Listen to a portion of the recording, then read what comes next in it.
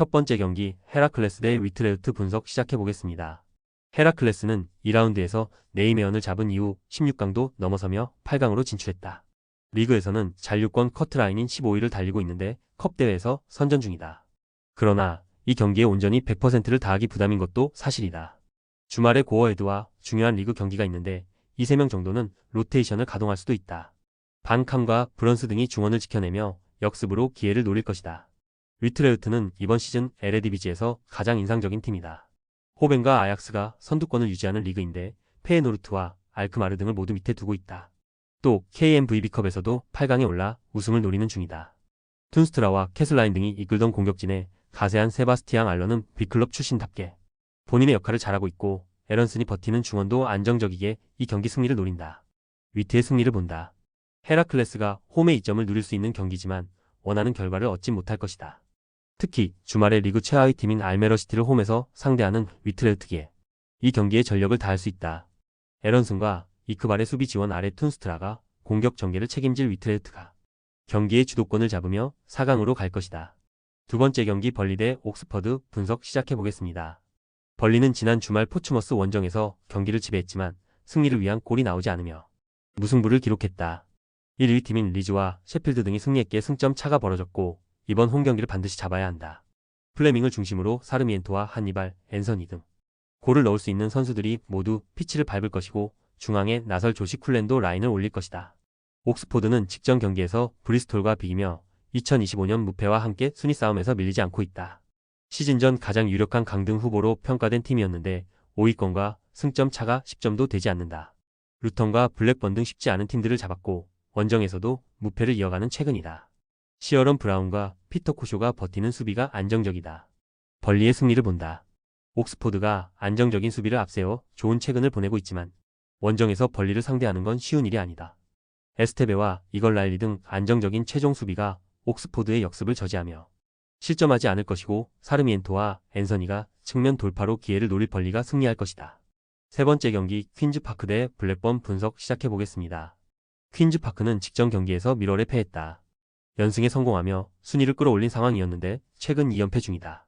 때문에 이 경기를 승리하며 분위기를 전환해야 한다.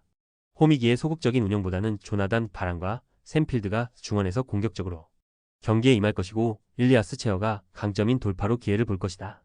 블랙번은 지난 주말 경기에서 프레스턴에 승리하며 부진 탈출의 신호탄을 쏘아 올렸다. 팀 내 득점 리더인 오아시 유키와 시구르드손 등이 부상으로 이탈한 이후 좀처럼 치고 나가지 못했고 연패를 당했는데 기분 좋은 승리를 따냈다.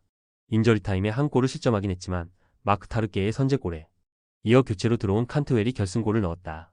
다소 흔들렸던 수비도 안정을 찾았기에 이제 선두권 추격을 노린다. 퀸즈파크의 승리를 본다.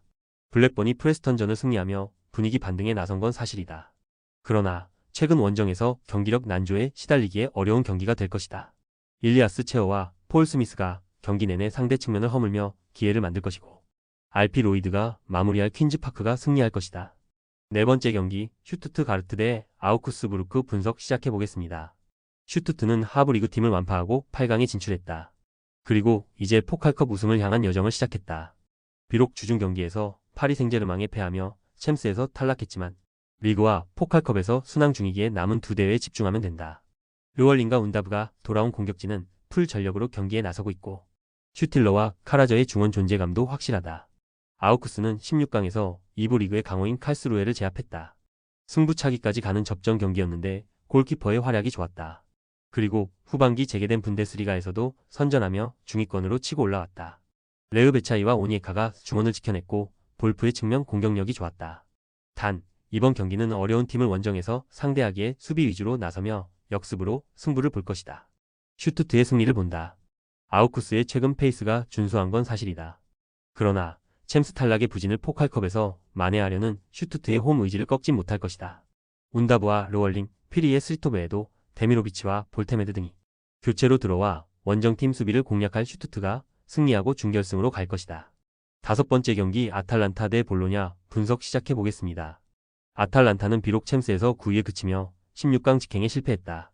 그러나 불의의 상대로 24강 플레이오프가 준비되어 있고 코파 이탈리아와 세리에서 모두 선전 중이다.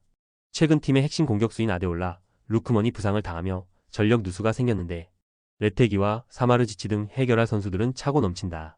파살리치와 데루는 중원에 나와 공격을 주도할 수 있다. 볼로냐는 16강에서 몬차의 4골차 완승을 거두고 8강에 진출했다. 지난 시즌 리그 후성적으로 챔스에 진출했던 팀인데 이번 시즌 코파 이탈리아에서도 잘 나가고 있다. 단 챔스에서는 페이지가 끝난 상황에서 24위 안에 들지 못하고 탈락했기에 여정이 끝났다. 이제 세리에와 코파 이탈리아의 전력을 기울여야 한다. 포베가와 파비안 등 중앙 미드필더들이 최종 수비와 최대한 간격을 유지하며 실점을 피하려 할 것이다. 아탈란타의 승리를 본다. 볼로냐는 포베가를 비롯해 아탈란타에 밀리지 않을 안정적인 중앙 미드필더진을 보유했다. 또 수비 안정감도 있다. 단 원정 일정이기에 원하는 결과를 얻지 못할 것이다. 난적 상대로 홈의 이점을 누릴 수 있고 세리에 최고의 골잡이인 레테기가 찬스를 골로 연결할 아탈란타가 승리하고 준결승으로 올라갈 것이다. 여섯 번째 경기 AT 마드리드 대 헤타페 분석 시작해보겠습니다. 아틀레티코는 이번 시즌 내심 트래블을 노리고 있다. 라리가에서는 더비 라이벌인 레알과 치열한 1위 경쟁을 하고 있고 챔스에서는 전체 5위를 차지하며 16강에 직행했다. 코파델레이에서도 우승을 노리는 등 최근 수 시즌간 페이스가 가장 낮다. 르 노르만과 훌리안 알바레즈 등 이번 시즌 전 가세한 선수들이 바로 팀의 중심으로 자리 잡았고 시메오네와 르마 등 기대하던 복귀 선수들의 활약도 확실하다. 타이트한 일정이지만 리켈메와 갤러거, 쇠를로스 등 로테이션 전력이 좋기에 부담을 느끼진 않을 것이다. 헤타페는 이변을 일으키던 폰테베드라에 승리하고 8강에 올라왔다. 그러나 레알과 바르샤보다 더 어려운 상대인 아틀레티코를 원정에서 상대해야 하는 험난한 일정이다. 같은 마드리드 영구팀을 상대하기에 이동으로 인한 피로도는 덜하지만 정면으로 승부를 보긴 어렵다. 강점인 템백을 가동하며 상대의 공세를 저지하고 우체와 솔라를 앞세운 역습으로 승부를 보려 할 것이다. 아틀레티코의 승리를 본다. 헤타페는 측면 수비수인 리코와 한방에 있는 공격수인 로드리게스가 이번 원정에 징계로 나설 수 없다. 풀 전력으로도 쉽지 않은 상대를 만나 전력 누수를 안고 임해야 한다. 코케와 드폴이 중원에 나서 팀의 공격을 책임질 것이고 알바레즈와 그리즈만이 해결할 아틀레티코가 승리할 것이다. 조합은 아래 고정 댓글 링크로 편하게 말 걸어주시면 조건 없으며 스포츠를 좋아하시는 분들이라면 모두 환영합니다. 스포츠 당첨 어렵지만 그건 어떻게 하냐의 차이입니다.